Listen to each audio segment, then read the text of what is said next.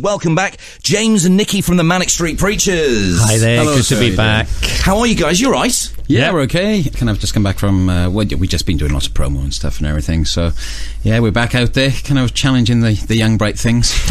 Well, you've had a fantastic summer because you were down under for the Lions tour in Australia, weren't you? Yeah, it's just one of those trips of a lifetime, really. You know, we took a lot of planning, a lot of putting together, and then when it actually came off, and, you know, one minute you got Jamie Roberts on stage with you, next minute you're playing in the streets of Melbourne, then you're having a chat with Daniel Craig, and then you're watching us win the series. It's just one of those that, you know, stay with you forever. Because Jamie Roberts, what a talented guy he is. I mean, as well as being brilliant at rugby, he's a doctor, and he can play the guitar as well. I know. He's putting a good portfolio for his marriage prospects.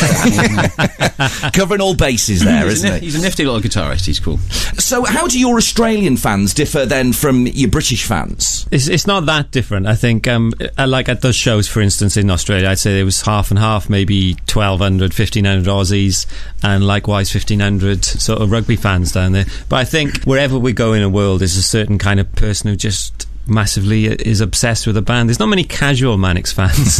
They have all the albums, not just one or two, which is really, really nice for us, because it means wherever we go we can play so many different songs. And when you were down under in Australia, you also went over to New Zealand as well. Yeah. Is that the first time you've played New Zealand? Well, I'd been there for one day's kind of promo a long time ago, 1999, I think. You didn't even stay the night, did you? No, I did stay the night. Oh, did you? Yeah. It was kind of it was very memorable. It's a hell of a trip. That's a rock and roll moment, that is, in and out of New Zealand like the SAS. I flew from LA to New Zealand, then I met up with the boys in Australia to do the big day out, the festival out there.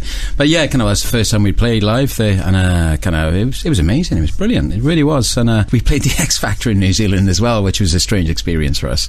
So we played the X Factor in New Zealand, you know, kind of like the wise old rockers, showing youngsters how to do it. I'm not quite sure if we did that. And then If You Tolerate This, I went back up in the charts there, and it was kind of a weird, bizarre experience, but kind of cool. So you're going to be going back to New Zealand again in the future, I guess?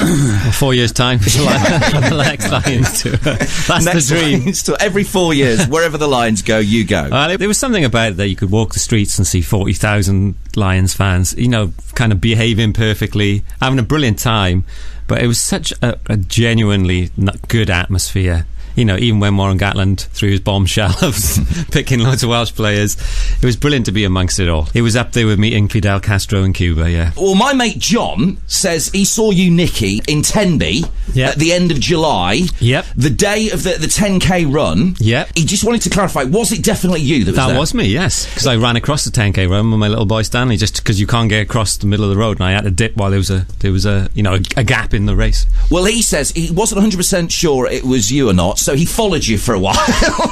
And then you lost him in a fruit and veg shop, apparently. Yeah. Well, the thing is, he just wanted you to know that no need to fear. He's okay. He's a safe guy. Tell him to stop doing it. Okay. I spend a lot of time in West Wales. I love it down there. Tonight is the night of the big gig in Newport. Do you get nervous before a show now, or have the nerves gone now when it comes to live performance? The only way I can describe it is, remember the first fight you have at school? And kind of like, you know, there's that horrible feeling. I always have that feeling before I go on stage, nearly every time, which is quite sad, really, because I've been doing it for a long time now, and I haven't managed to shake that feeling. Now, 1 minute before I go on stage, I always think, oh, why can't I just be on the set here at home and watching Celebrity MasterChef or something? Why am I putting myself through this? And then 5 minutes later, usually I'm just like, I'm on top of the world, I love this. You know, it's a weird range of emotions. Do you have any, like, pre-show rituals before you go on stage? Do you have to, like, do any sort of warm-ups, or do you have to, like, put your clothes on in a certain way or anything like that? Are you superstitious? I get really grumpy and uncommunicative. I've never noticed any difference, really. Usually has to take a trip to the loo about 20 seconds before we go on.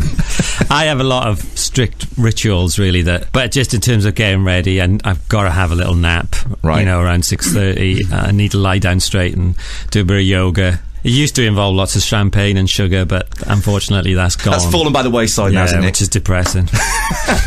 Well, this is your first show in Wales, I think, since you played the Motorpoint Arena a couple of years ago. Is that right? It is, yeah. It's the first show in the UK since the O2, when we did all the songs. So it's been 2 years, 18 months since we've done anything, yeah. Well, I saw you at that gig at the Motorpoint a couple of years ago, and for me, because I've seen you several times, and I talked about this last time I spoke to you, that was the best Manics gig I've ever been to. It was a good one. It was brilliant. Yeah, it was really good. It was sort of the end of Postcards, and we'd done a little run in Europe, and then we did Llandudno, which was amazing. Then we did Wolverhampton, which was out of the box, and then we did Cardiff, which I remember feeling was one of the best shows we've ever done. We did loads of different songs, and it did feel like a proper homecoming. And sometimes that's the hardest thing about playing in Wales, is so much pressure, family, friends, and external worries, but when it comes off, there's no better feeling. I remember after that gig, it was tipping down after that gig. Yeah, it was. And it was the last gig, and so I had quite a few drinks after, and I couldn't get a taxi after. I had to walk all the way home. You're joking? Did you not put the thumb out there, James? No, it wasn't happening. I got pride.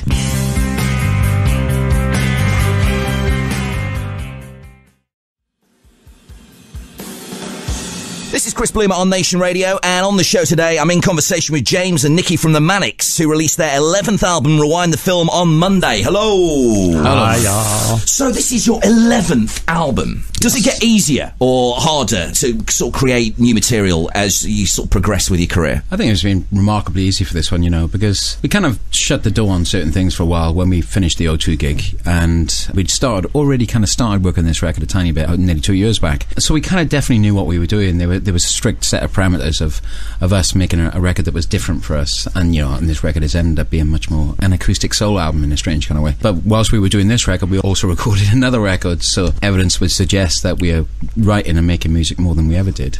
It is easier to be creative, that because it's the one sort of pure thing left in our lives, where it's just us three in a studio with Loz, our engineer, and it's you shut the world out, and all that stuff you've been gathering in your head, can flow out. I think it's probably harder to, as you get older, harder to sell the record, right, to get on the kind of on the juggernaut again. But we are aware that the age of the hit single for the guitar band is kind of drifted away just a tiny bit, right?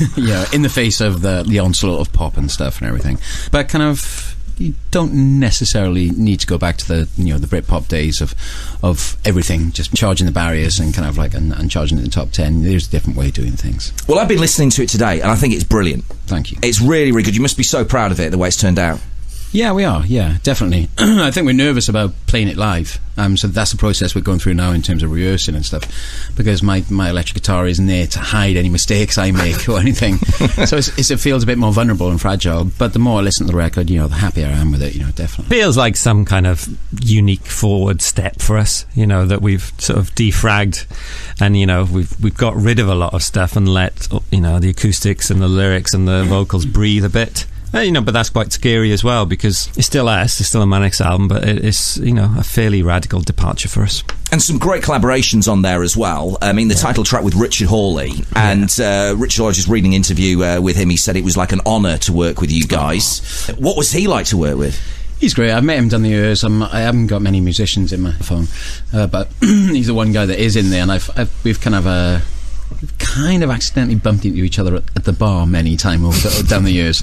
We've always ended up having a couple of drinks and stuff, and when we were doing the demo for this song, Nick had started the demo with the verses. He had created this verse around a sample and written lyrics to it, and I just had this gut instinct that the Richard Hawley was gonna just nail it, because he's talked to me about some of his past in Sheffield, and I thought he'd really connect with the lyric too, which is it's a really emotionally raw lyric from Nick, and I just thought he would just really nail it. So he came to Cardiff and he did it in 3 takes, and he did want to go out on the lash, but kind of... I was going to say, did you take him out for a few bevies? No, he had a bad back. Oh, did he? And I had to go back to Rockfield because we had 2 sessions going. I had to go back to Rockfield Studio, so that pint is on hold. Okay. And there's also the girls that are involved on the album with you as well. Kate Le Bon, such an incredible voice. I saw her live, I think it was about 6 or 7 years ago, when she supported Griff Reese on his tour. And she is absolutely amazing, isn't she? The only way I can describe her voice is it's folk glacial kind of thing, it's like cut glass, her voice. It's absolutely beautiful. And again, that was another one of Nick's songs that he wrote that song in its entirety, actually. And when Nick does write music, he tends to write music more in the range of a female voice, and I tried it and it just wasn't convincing. You couldn't get it high enough. No, I can get that. But kind of it just gets a bit John Anderson, yes, when I do that, so kind of anyway, and we just she sent a couple of takes back from LA where she was. It's all beginning to sound quite glamorous now, and she sent it back and it just worked straight away. It was amazing. And Lucy Rose as well on the album. Yeah, that was Nick's idea. Yeah, I like her anyway, but it was the kind of texture, the sort of Leonard Cohen-esque texture that you used to get in the 70s from female backing vocalists, and the track this Sullen Welsh Heart, which is as bare and folky as we're ever going to get, really. just, you could hear a kind of hushed, broken whisper. When she came down to Cardiff again, it felt like, you know, the more she did, the more you could hear her on the record. Yeah, definitely. She's just a real sweetheart. She ended up walking out with a guitar as well. James is prone to giving guitars away to people. She got paid kind of in terms of getting a guitar off us, and then she went and played a gig down in Glee Club, so it all felt a bit like serendipity. It all felt really cool, and every idea we had just worked straight away. You know, every one of those singers did it in 3 takes, which is a bit depressing because usually I take 5.